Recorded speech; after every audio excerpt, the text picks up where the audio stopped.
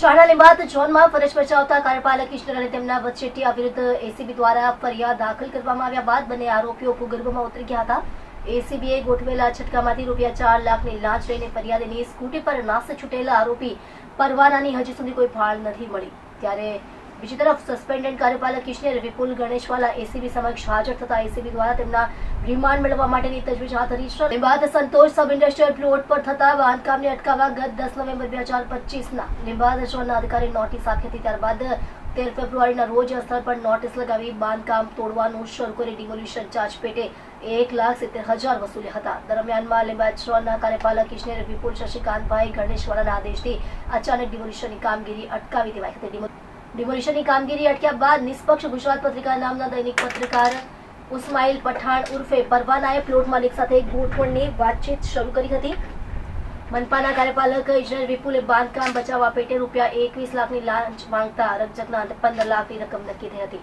જે પૈકી ₹4 લાખની લાંચ તારીખ 19 ફેબ્રુઆરીના રોજ અને બાકીના ₹11 લાખ આગામી સોમવારે આપવાની વાત નક્કી થઈ હતી. ગત ગુરુવારે રાત્રે પત્રકાર ઇસ્માઇલનો ફોન આવતા ફરિયાદીની સલાબતપુરા વિસ્તારમાં આવેલી દૈનિક અખબારની ઓફિસે પહોંચી ગયા હતા. આ સમયે ઇસ્માઇલ પઠાણે ₹4 લાખની લાંચ સ્વીકારી. તે દરમિયાન તેને ગંધ આવી જતા તે રૂપિયા લઈને 2 વ્હીલર પર ફરાર થઈ ગયો હતો.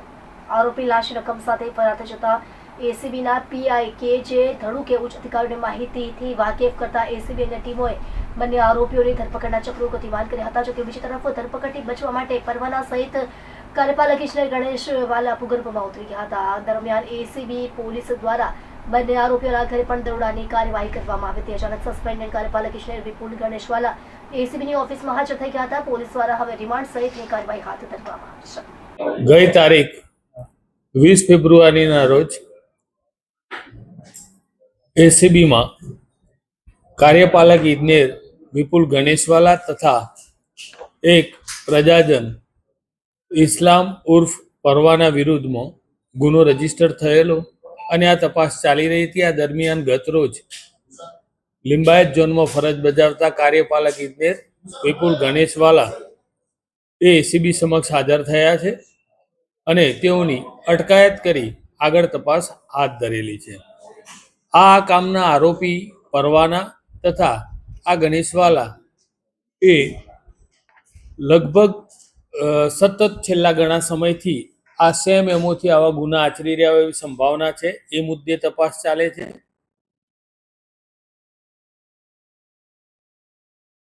જણાઈ રહેલું છે. તેમજ આ કામનું જે સહ આરોપી છે ઇસ્લામ ઉર્ફ પરવાના એની વિરુદ્ધમાં અલગ અલગ પોલીસ સ્ટેશનોમાં કુલ મારામારી અને ખંડણી જેવા બીજા અન્ય 6 ગુનાઓ પણ રજીસ્ટર થયેલા છે અને એમાં એ પાસા પણ ભોગવી ચૂકેલો છે.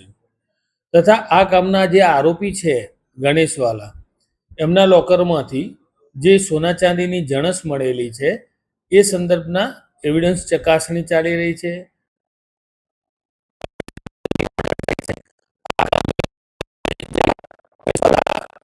જે ઇન્સ્ટ્રુમેન્ટ મોબાઈલ આ યુઝ કરતા હતા એની રિકવરીને આ બધી તપાસ પણ બાકીમાં છે અને આ તમામ મુદ્દાઓની તપાસની છણાવટના અંતે જે કોઈ પર પરિણામો મળશે અમે આપને જણાવીશું. આ કામે આરોપીના રિમાન્ડ અને એ ફર્ધર કામગીરી પણ આજે થશે. Thank you. હા, જે બી પુરાવાઓ મળશે તમામ ઇન્વેસ્ટિગેશન કરવામાં આવશે. અને આ કામના જે આરોપી ગણેશવાલા છે એમની સેલરી ₹1,60,000 છે અત્યારે અને એ કાર્યપાલક ઇજનેર તરીકે 2021માં પ્રમોશન મેળવી અને પ્રથમ કતારગામ ઝોન અને હાલમાં છેલ્લા 3 વર્ષથી લીંબાયત ઝોનમાં ફરજ બજાવે છે. હા, એ જે બી પુરાવાઓ મળશે એમને જ્યારે જે એવિડન્સ મળશે એ મુજબ આગળની અમે તમામ તપાસ કરીશું.